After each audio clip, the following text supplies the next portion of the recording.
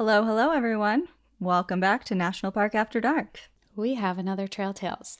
But first, before we start, I am switching things up a little bit today. I'm scared. You didn't tell me what's happening. I didn't tell you any of this, no. So I was at the store today and I found something that made me think of you. And I bought it immediately because you know how in all of our episodes, not all of our episodes, but many of our episodes, you ask me wild questions that I have no idea about. Yes. Well, I found at the store today National Park trivia, and I have 390 cards in my deck.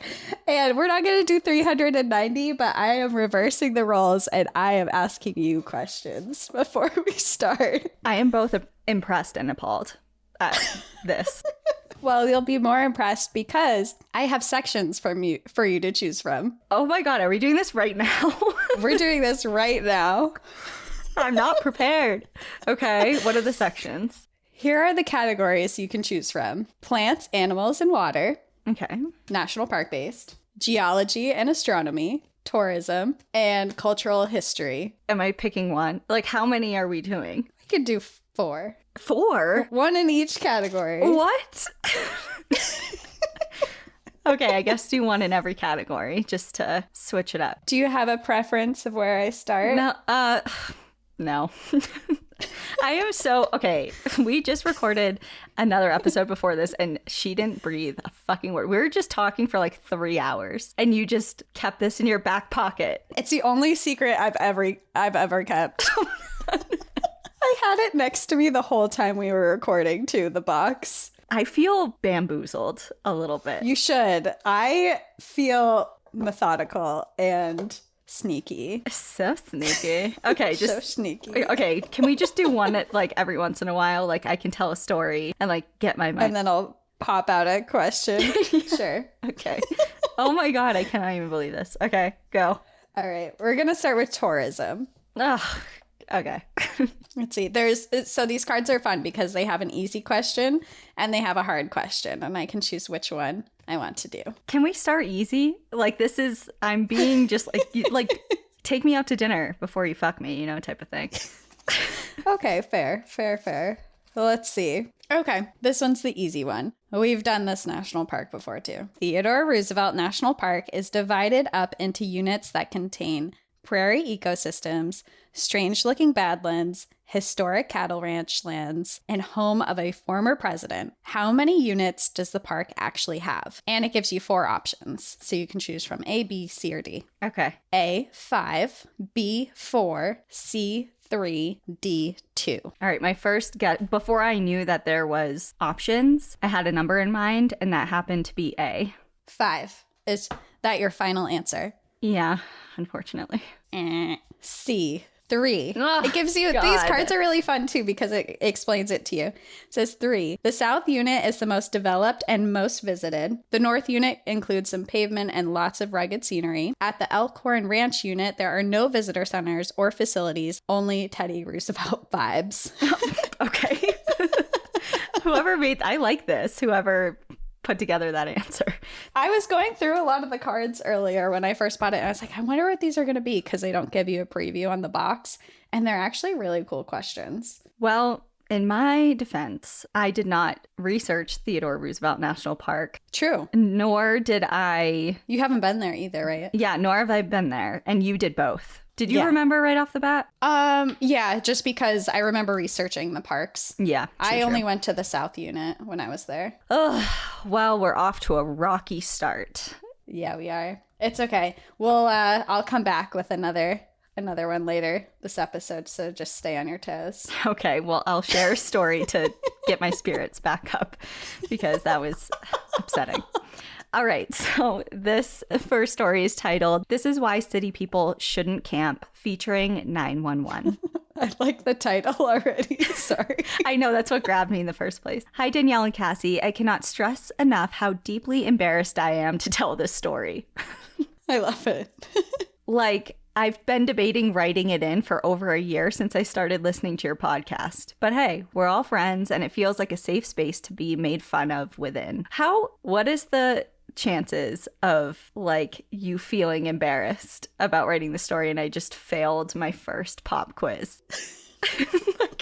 Was like not embarrassment is the theme of this Trail Tales. When I was around 25, I went on a whitewater rafting trip in West Virginia with some friends. None of us were experienced outdoorsmen. I cannot stress this enough, but we were always up for an adventure. We decided we would set up camp, head out onto the water, and then come back to eat, drink, and sleep, then leave for home in the morning. During the excursion, we had a bit of a worst-case scenario situation, where 5 of our rafts flipped in the rapids, like in the spot where the guides were like, hey, this is the most dangerous part. And we all had to swim for our lives, being pulled up into random rafts by folks behind us who saw us all flip and came to our rescue. Good times. Needless to say, we were tired and still stressed when we got back to camp. We may have unwound a little too hard with a few too many beers. I retired to me and my boyfriend at the time's tent before anyone else, trusting everyone to pack up the food and trash and store everything away safely. Did I mention that I did absolutely no research before we took this trip and wasn't experienced in the outdoors? So when I woke up at about 3 a.m. to the sound of rustling and grunting and cans thrashing around, I immediately assumed we were being ambushed by bears. I was in a full-on, middle-of-the-night delusional panic. I sat absolutely frozen in my tent with no idea what to do. My boyfriend was asleep. I had what I thought was a stroke of genius and texted our friends in the other tents to see if anyone was awake and had their car keys on them. I thought if they set off their car alarm, it would scare the animals away and we could assess the situation. Naturally, everyone was fully passed out and I was alone in my terror. To make matters worse, I started to hear less and less rustling and thought for a moment that maybe we were in the clear. Nope. Moments later, I heard sniffing along the outside of our tent. I heard an animal walking around the perimeter of my tent, sniffing and scoping out the area. So what was my next step? Oh, you know, the most logical thing one could do. I called 911. My genius city-dwelling self thought that I could call 911. Not speak, because the bears would hear me and come after me, I guess, and they would be able to location track my phone, send the police car, which would scare away the ambushing animals. I called 3 times, spoke no words, and just waited. Do you get arrested for that? I don't know. As you can imagine, that did not work, and I laid there until the sun came up and started to hear the voices of other campers in the distance, and therefore felt safe enough to come out of my tent. Wait, the police never showed up? No. So the GPS thing isn't a thing, I guess. I guess at least not. Yeah. Or at least where she was, I guess. I immediately went over to the campfire area and took a look at the damage. Garbage bags were torn open, hot dog wrappers in shreds, and beer cans strewn about. One thing that I noticed was how tiny the scratch marks were on the garbage. Far too tiny for bears. Actually, just about the right size for raccoons. An absolute That's embarrassment.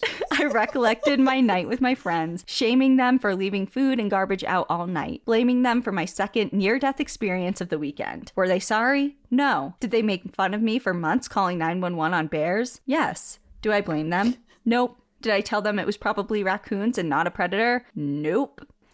I then spent the first part of our drive home researching what type of animals even reside in the area we were camping in, which is, you know, maybe something I should have done beforehand. City folks shouldn't be allowed in the woods. We just shouldn't. Anyway, I know better now and am much better equipped to handle a camping trip and can laugh at myself and even write into your podcast in hopes that you can share my story with even more people and further my embarrassment. Love y'all, Kim. I just cannot believe.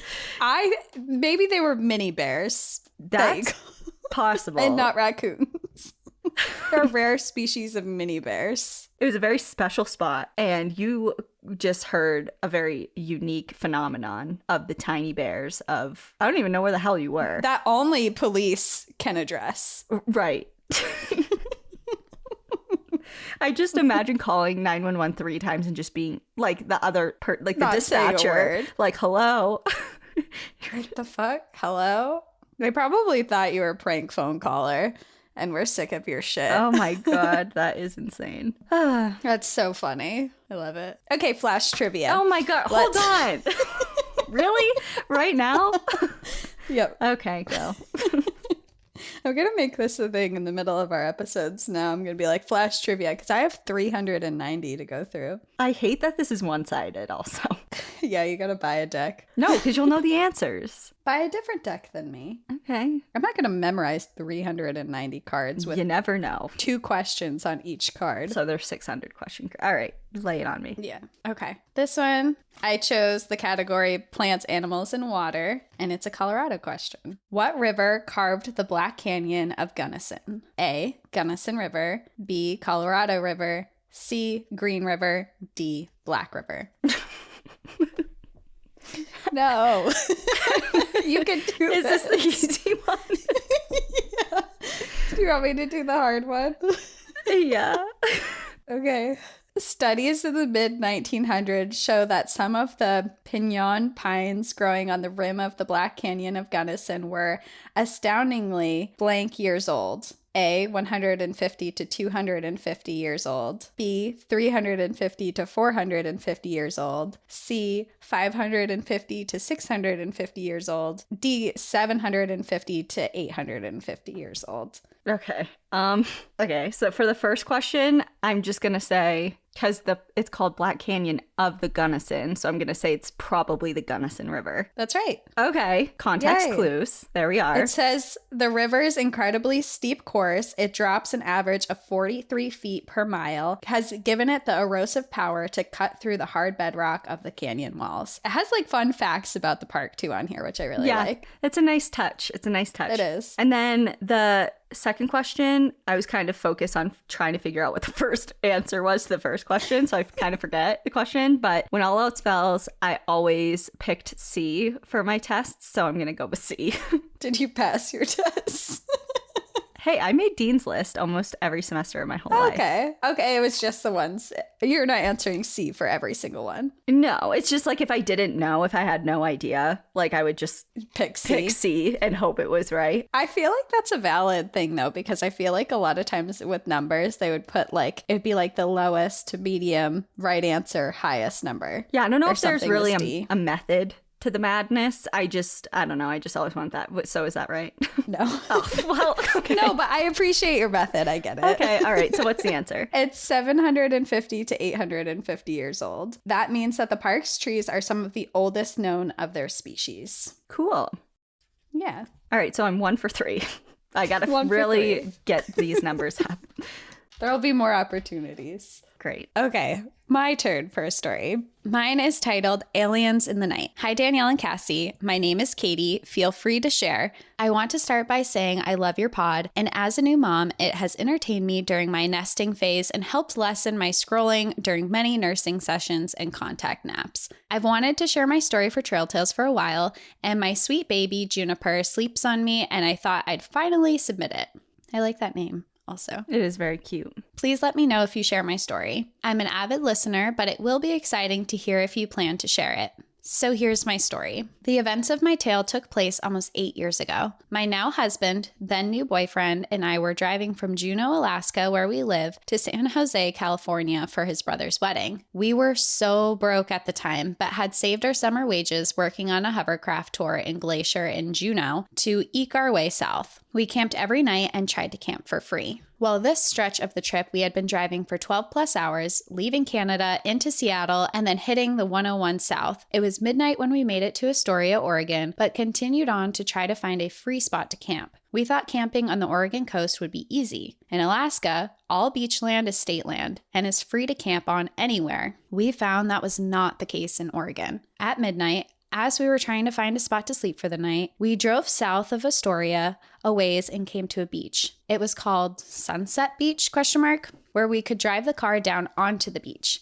We figured we'd drive down and drive way far south on the beach, sleep for a few hours, and then drive back to the main road early in the morning. Well, this was our first mistake. My husband was driving on the wet sand so that my 2002 front-wheel drive Honda Civic didn't get stuck in the sand. But of course, it did. And the tide was rising rapidly. So rapidly, I thought surely my car was going to be swallowed by the surf. We called around to tow companies, but by this time it was past 1 a.m. and no one was answering. We finally called the police. Another police story. Here we are. They were able to call a tow company for us, and a guy came out and was able to free my wheels as the water lapped mere feet away from my car. Once we were back on the pavement and the tow truck driver had left, we decided to leave my car in the parking area and hike south down the sand dunes and cowboy camp for the night. We brought only our sleeping pads and bags, this is important later, and started down the dune. We came upon what seemed like a squatter's camp pretty suddenly. There were porno DVDs and booze bottles and garbage all over, and we realized we should turn around and try hiking north for a place to rest our heads.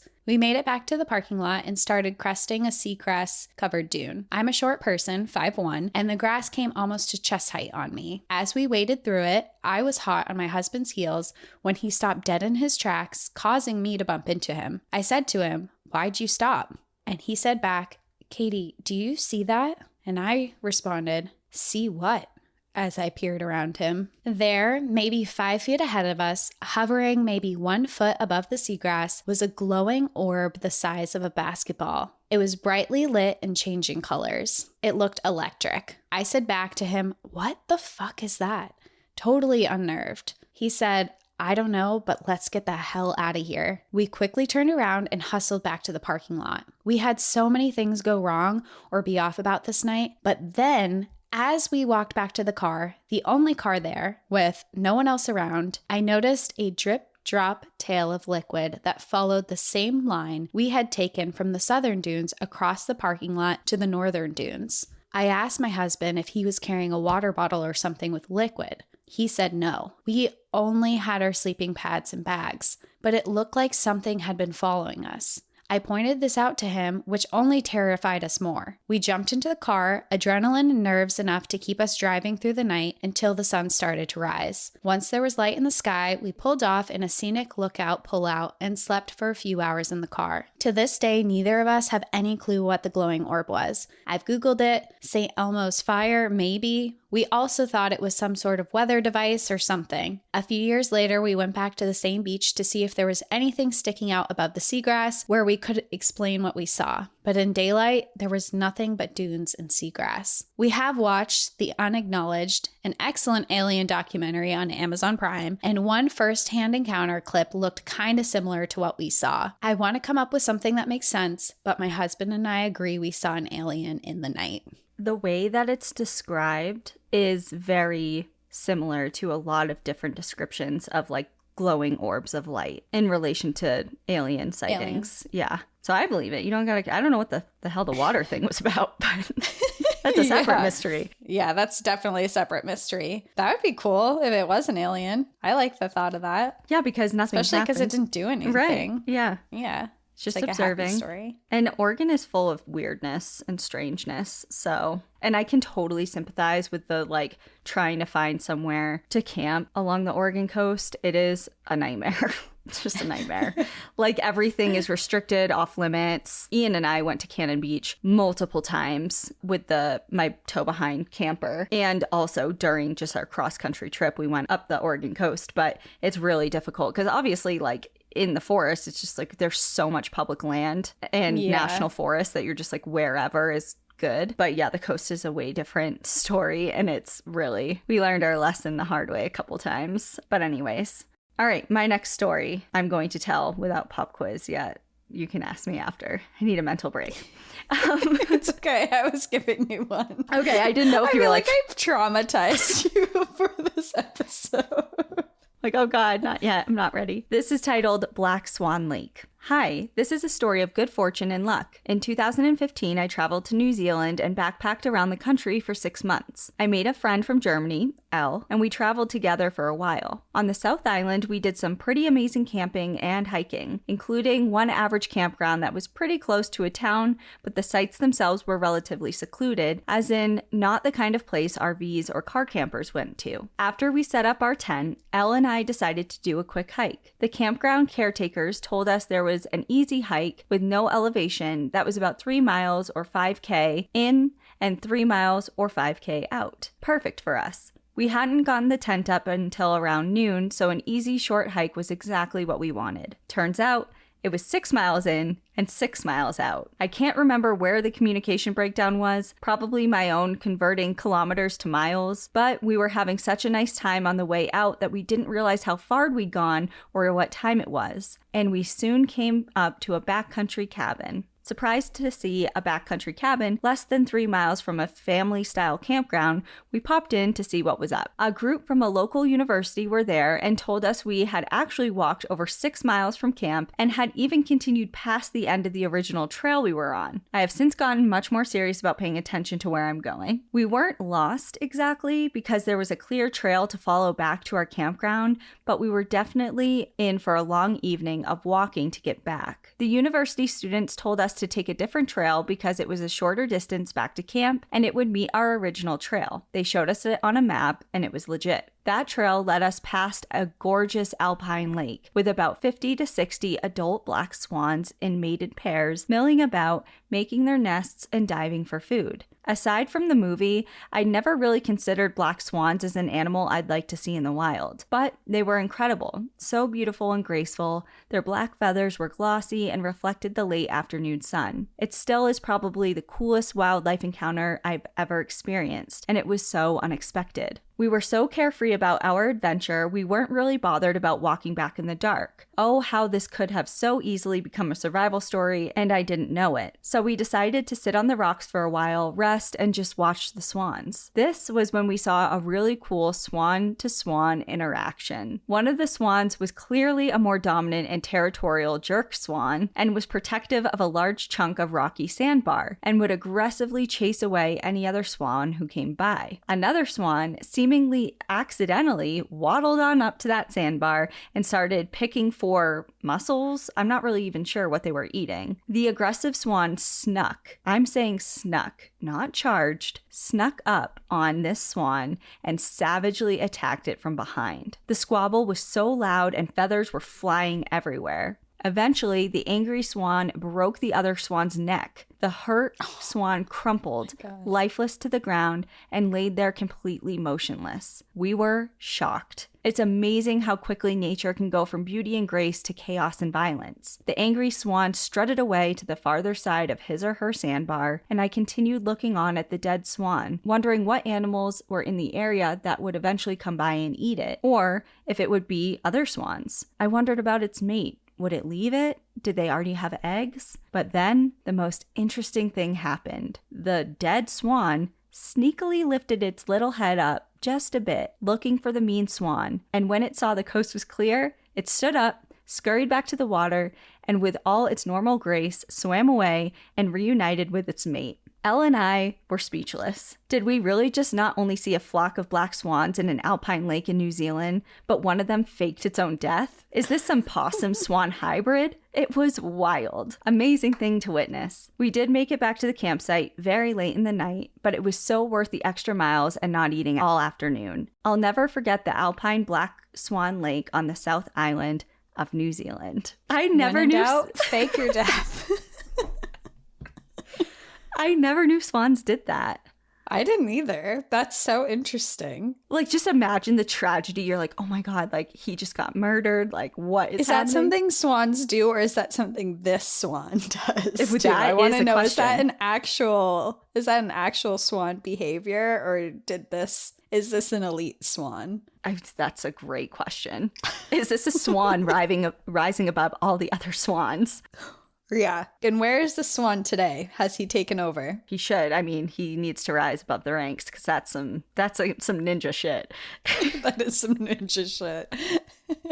All right, my next one is titled Trail Tale Smiley Face. Hi guys, my name is Olivia and I was recommended to listen to your podcast by a friend a few months ago. I have been binge listening to every single episode since. It is definitely my favorite podcast and I love that you both work in vet med. I used to be a vet tech, so hearing your comments / perspectives from working in this field is so relatable and makes me laugh, especially the comments about cats in vet med, lol. We get so much crap for that. If you know, you know. That's right. There's no hate towards cats either. They're just... They're just particular. That's all. Not even all of them. I mean, some of them are lovely, but when you meet the ones that aren't, there's tales to be told. That's right.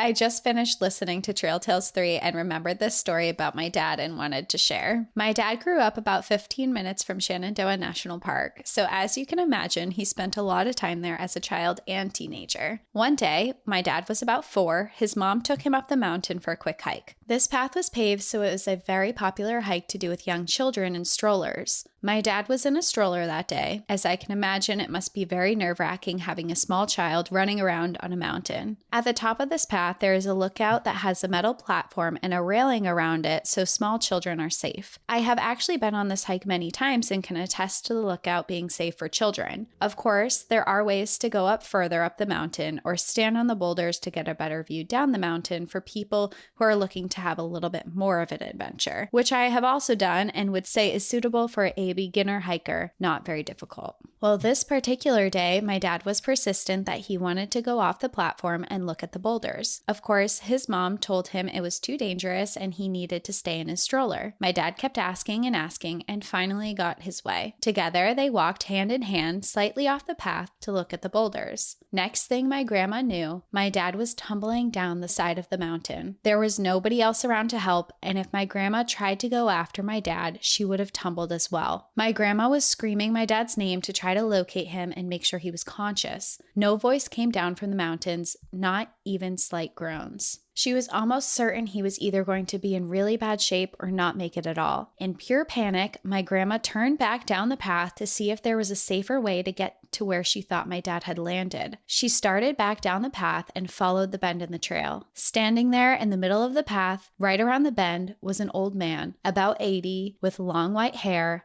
a long white beard, and a walking cane. He was holding my dad.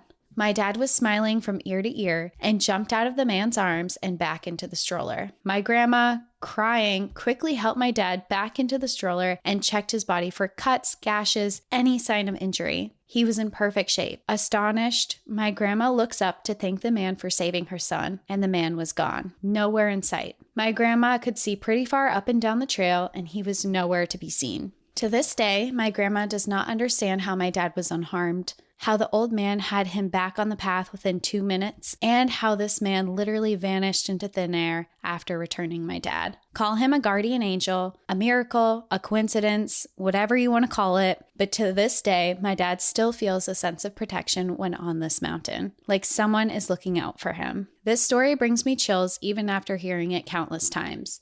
I'm not sure who this man was or if I'll ever understand, but I'm so thankful he was there.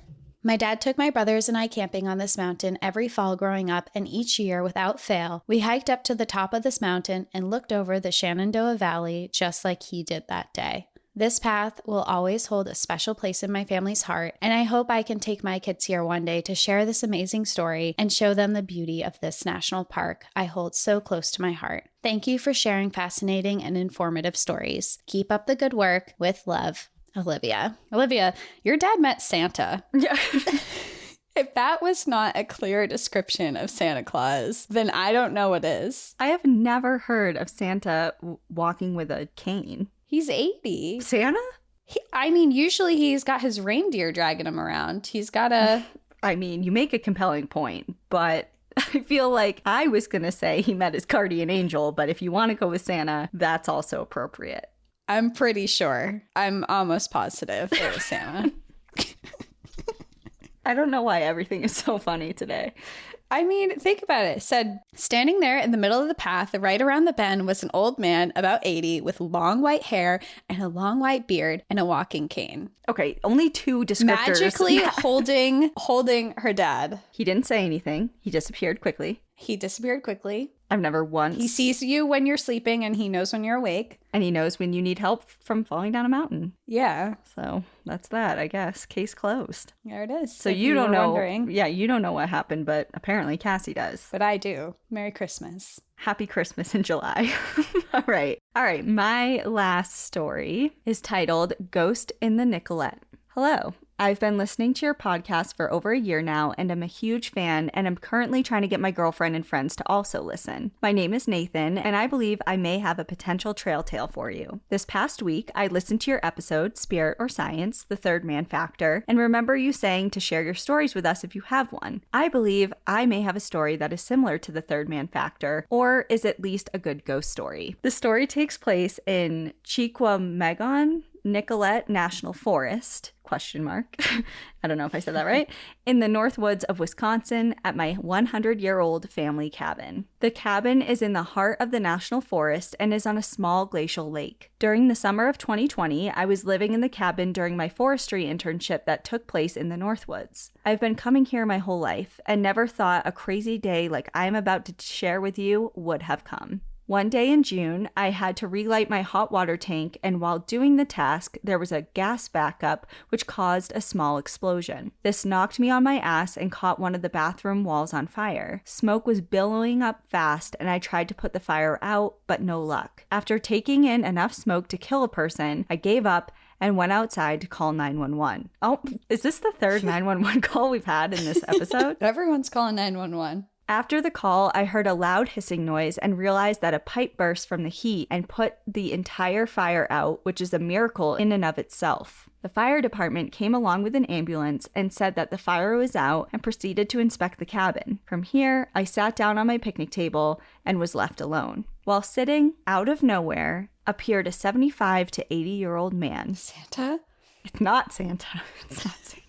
Because he has a totally different description. Let me remind you, I am in the middle of the forest with the nearest road a mile away. I never heard him walk up to me or saw a vehicle. He was just there. He was wearing an outfit made of wool and cotton and looked like a farmer from a photo out of the 1930s. I asked him if he came over due to all the commotion with the noise of the trucks, but he said nothing. At this time, no one paid attention to us and the old man did not pay attention to the craziness. He was staring out at the lake, then looked at me and said, "I have been meaning to talk to you for a few weeks now about your cabin." I replied, "Yeah, I have been living here for most of the summer. Did you come over here to talk because you saw the fire trucks?" He said, "No, but I was thinking of visiting today." The old man proceeded to say, "I came down here from the old farmhouse up the road. When I was a little boy, I would walk through the woods to come and fish at your cabin. It has been fun to see the place change over all of these years. It's truly a beautiful property." At this point, I was beyond overwhelmed from the fire and now from this very confusing conversation that was also sparking more questions. I turned my head to look at my cabin quickly, and when I looked back, the old man was gone as fast as he approached.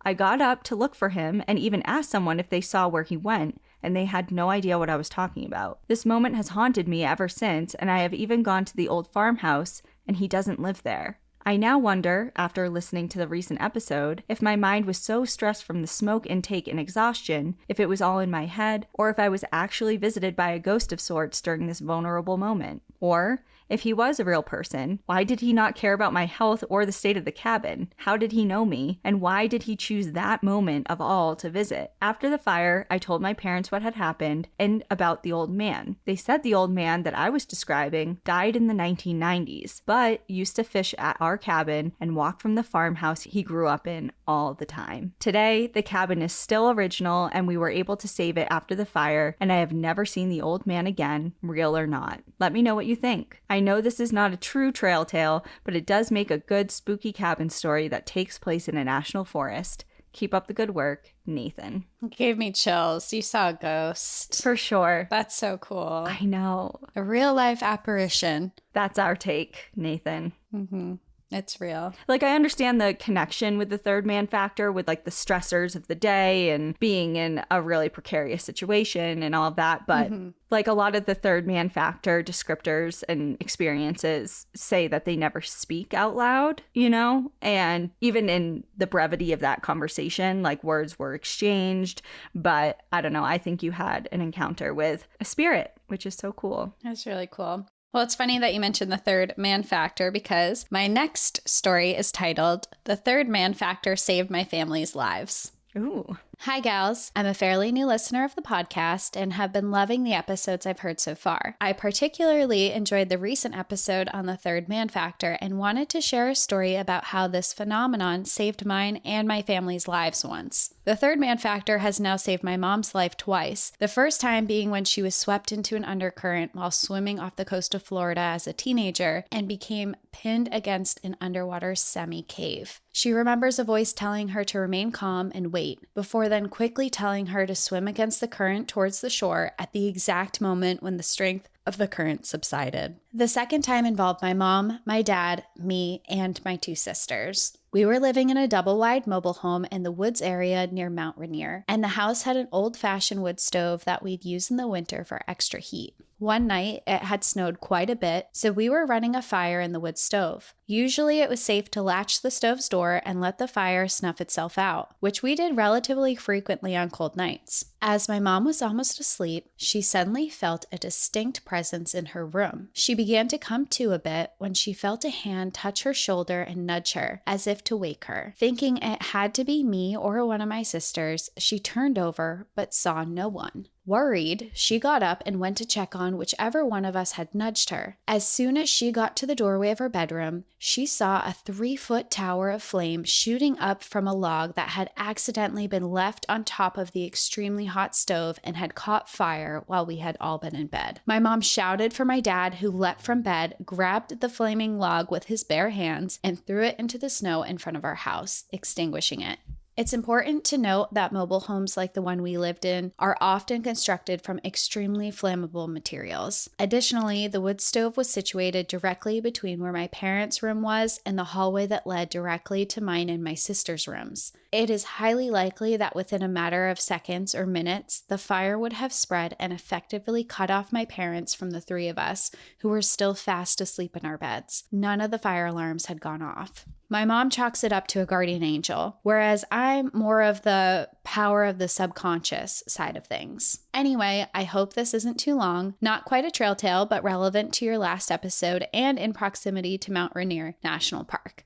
Close enough. NPAD was recommended to me by my childhood best friend who also grew up near Mount Rainier with me, so I've been particularly loving the Pacific Northwest episodes. Shout out to Kayla. Hi, Kayla. Thanks for a great podcast. Jade. That house fires are so scary. Yeah. I mean, I don't think you need us to weigh in. You already know we think that it was some help from the other side. For sure. For sure. And it just actually reminded me, I don't know if I told you this. I feel like I did. So you may be hearing this for the second time, but this happened to me recently. And I woke up one day and immediately started Googling fire safe boxes to put all of like Ian's handwritten notes and cards and letters and things like that into. Because right now I have some of them like on like the little altar I have for him. And then the others are just like in my closet in just like a regular box, like not a fire safe box or anything. And I was just like, I need to get those in a safe place because I just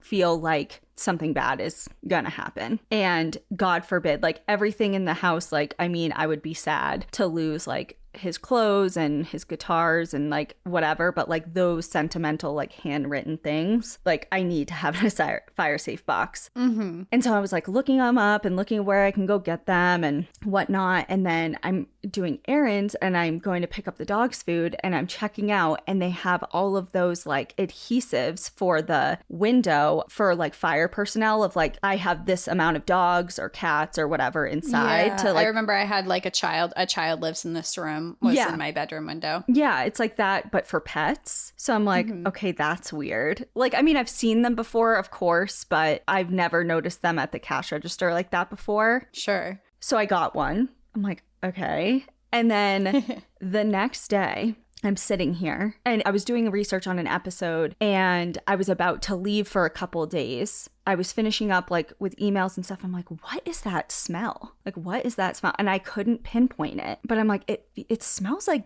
burning, like something's burning, but not wood, like a plasticky type of thing. And I'm looking around and I'm like sniffing around. And then I look under my desk at this like random outlet, and it is completely, it's a multiple one. It's not a huge power strip, but there's like 3 or 4 outlets in it. And one of them is completely melted and oozing and like about to catch fire. Oh my gosh. So I pulled out I was scared to even touch it, but I pulled out the plug really quick. Yeah. That was connected to my mounted heater. I have electric heat in here, like units throughout the house, and it was literally like overheating and melting the entire thing. Like if I left, that thing would have caught fire. My whole house would have gone down. That's so scary. And what a weird thing. You just had like an intuition moment or third man factor moment. Something in your head was like, hey, you got to prepare for something. Yeah. Well, hopefully that was it, and it wasn't something else that you're preparing I mean, I'll take that. I'll take that. But like, yeah, obviously I fixed that, and I,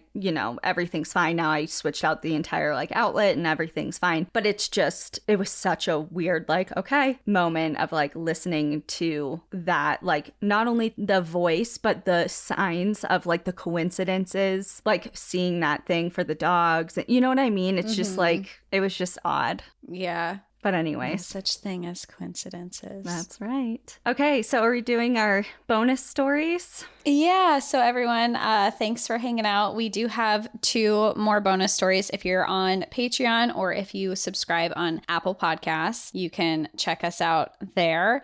But in the meantime, flash trivia. Oh, come on. Thought I got away with it. I'm like, yes, she forgot. Oh, no. I distracted her with my stories of intuition. Let's see. What do I want to do? Okay, I have one. It's tourism. Wait, no, hold on. We already did tourism. Okay, which one do you want then? Plants, animals, and water, geology and astronomy, or cultural history? Well, I thought we were doing one from every category, so just pick between. Oh, okay. I don't think I've done cultural history yet. This one's labeled easy. It's a true or false. Okay. Congaree National Park is the only wilderness park in North Carolina. True or false? The only wilderness park? In North Carolina. I feel like that's false. Isn't there like national refuges and other things in North Carolina? Isn't Congaree in South Carolina? Isn't that what you just said? No, I said North Carolina.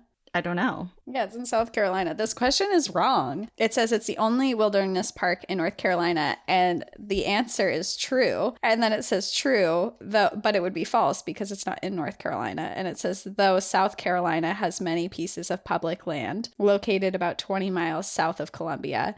So I'm right in a weird way. The card is wrong. Yeah, it's false because it's not in the right state, but it says it's true on here and then talks about South Carolina. Okay, so what I'm getting from that is that this whole deck needs to be thrown out because... Oh, nice try. Nice try. I think it's just a typo. Uh-huh. Well, okay, so I'm 2 for 5. Or no, wait, what? We did 3 questions? You're 2 for 4.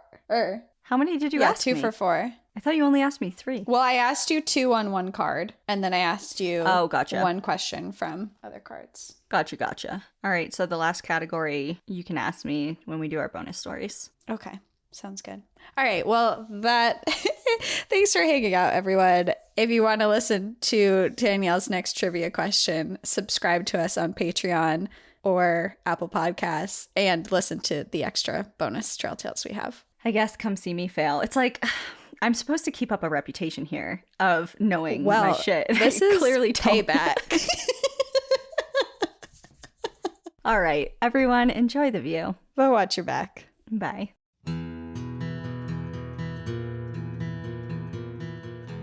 Thank you so much for joining us again this week. If you have a trail tale or story suggestion, send us an email at stories@npadpodcast.com. Follow us on Instagram and Facebook at National Park After Dark and on Twitter at NPAD Podcast. Join our Outsiders Only community on Patreon or Apple subscriptions to listen ad-free, unlock monthly bonus episodes, and exclusive content. And remember, when you support our sponsors, you're supporting our show. For our exclusive discount code, codes and source information from today's episode, check out the show notes. For more information on our show, our book recommendations, merch updates, and more, visit our website at npadpodcast.com. And please rate, review, and subscribe from wherever you listen to podcasts.